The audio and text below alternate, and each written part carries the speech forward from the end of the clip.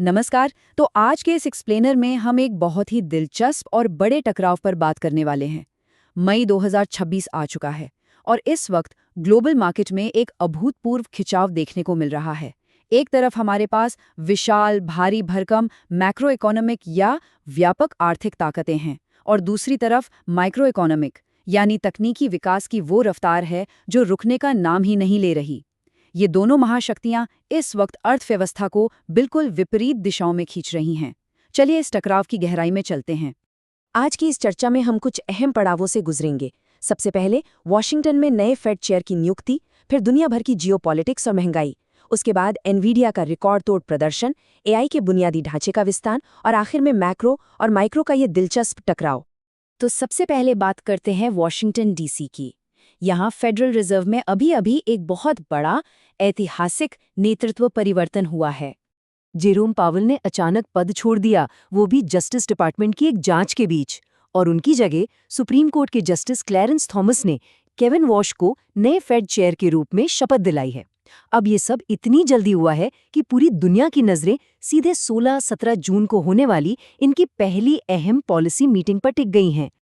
अब देखिए, federal reserve को वैसे तो एक स्वतंत्र संस्था माना जाता है, लेकिन इस वक्त इन पर जबरदस्त राजनीतिक दबाव है, वो भी दोनों तरफ से।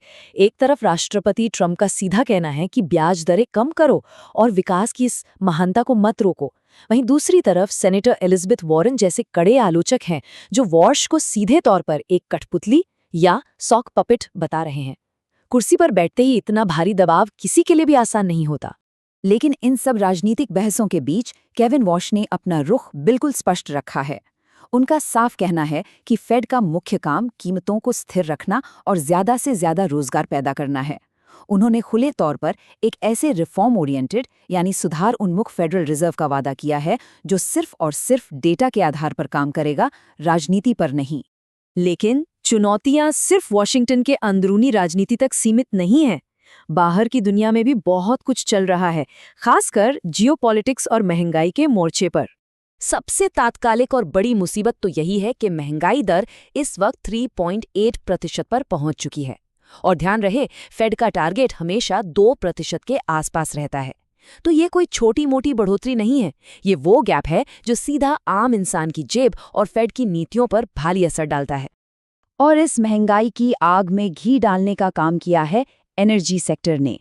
मिडिल ईस्ट में जो तनाव और संघर्ष चल रहा है, उसकी वजह से अमेरिका में गैस की कीमतें औसतन $4.56 प्रति गैलन तक पहुंच गई हैं।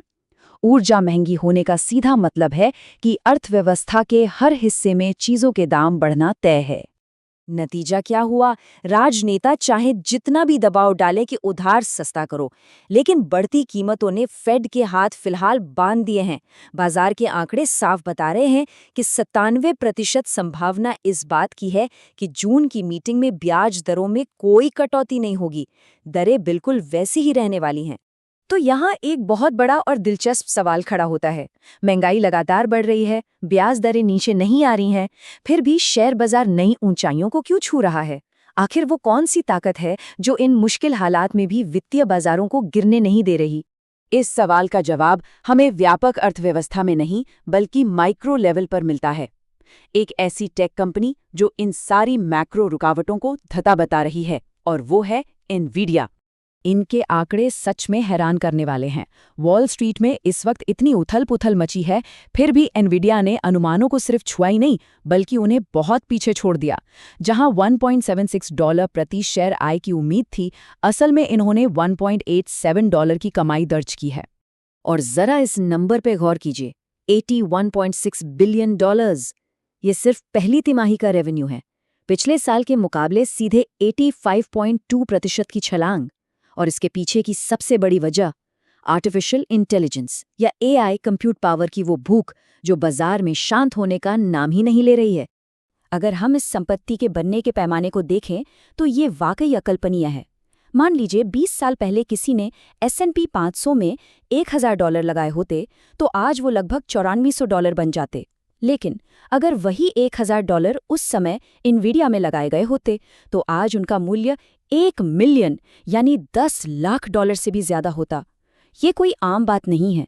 सबसे दिलचस्प बात यह है कि इतनी तेज ग्रोथ के बाद भी एनविडिया अब एक ट्रेडिशनल वैल्यू स्टॉक की तरह बर्ताव कर रही है।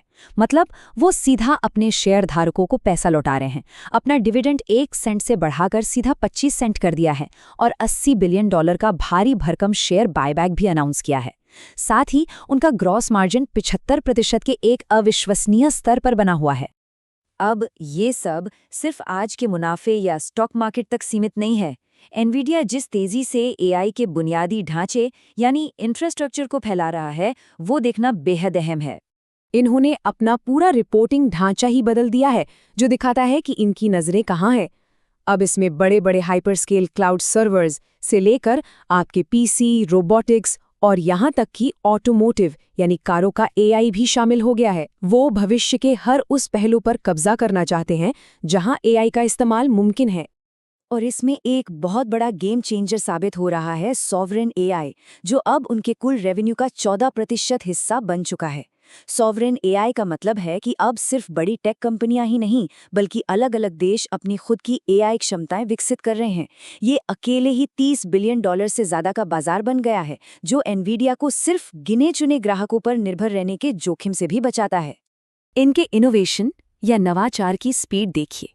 एक तरफ इनके नए ब्लैकवेल चिप्स का उत्पादन अभी बाजार में पूरी रफ्तार पकड़ ही रहा है, और दूसरी तरफ इन्होंने अपने next generation vera Rubin infrastructure को शिप करने की तैयारी भी कर ली है। मतलब बिना एक पल रुके ये लगातार नई से नई तकनीक बाजार में उतार रहे हैं। हालांकि ऐसा नहीं है कि इस टेक दिग्गज के रास्ते में कोई रुकावट नहीं है। अमेरिका से अपने चिप्स भेजने की अनुमति मिलने के बावजूद चीन के $50 बिलियन के बेहद आकर्षक एआई बाजार का रास्ता अभी भी अधर में है। बीजिंग ने अपने घरेलू उद्योगों को बचाने के लिए H200 चिप्स पर रोक लगा रखी है, तो जियोपॉलिटिक्स का साया यहाँ भी इनके ऊपर मंडरा रहा है। तो अब हम इस पूरी तस्वीर के आखिरी और सबसे अहम हिस्से पर आते हैं, जहां ये दोनों दुनिया मैक्रो और माइक्रो आपस में टकरा रही हैं। अगर हम इसे एक रस्साकशी की तरह देखें तो एक तरफ हमारे पास महंगाई, मिडिल ईस्ट का तनाव और ऊंचे ब्याज दरों जैसी भारी भरकम मैक्रो इकोनॉमिक्स बाधाएं हैं जो अर्थव्यवस्था को नीचे खींच रही हैं, और ठीक उसके सामने है एआई का $1 ट्रिलियन वाला माइक्रो इकोनॉमिक तूफान, जहां बेतहाशा निवेश हो रहा है, कंज्यूमर जमकर खर्च कर रहे हैं और टेक कंपनियां छप्पड़ फाड़ मुनाफा कमा रही हैं। ये दो बिल्कुल विपरीत ताकतें हैं। इस मौजूदा हालात को लेजर्ड के सीईओ पीटर ओजैग ने बिल्कुल सही शब्दों में पिरोया है। उनका कहना है कि इस समय अमेरिकी अर्थव्यवस्था एआई पर लगा एक लेवर्ड दांव है। सच में आज बाजार की पूरी स्थिरता इसी बात पर टिक गई है कि ये आर्टिफिशियल इंटेलिजेंस का दांव कितनी बड़ी सफलता हासिल करता है। तो इस एक्सप्लेनर को खत्म करते हुए सोचने वाली बात बस ये रह जाती है कि 2026 के बाकी बचे हुए समय में जीत किसकी होगी? क्या पुरानी अर्थव्यवस्था की महंगाई और ब्याज दरों का भारी बोझ बाजार को नीचे ले जाएगा, या फिर एआई क्रांति का ये रॉकेट ईंधन हर बाधा को चीरते हुए आगे निकल जाएगा? क्या लगता है? ये देखना वाकई बेहद रोमांचक होगा। इस जटिल विषय को इतनी आसानी से समझने के लिए हमारे साथ जुड़ने का बहुत बहुत शुक्रिया। मिलते हैं अगले विश्लेषण में।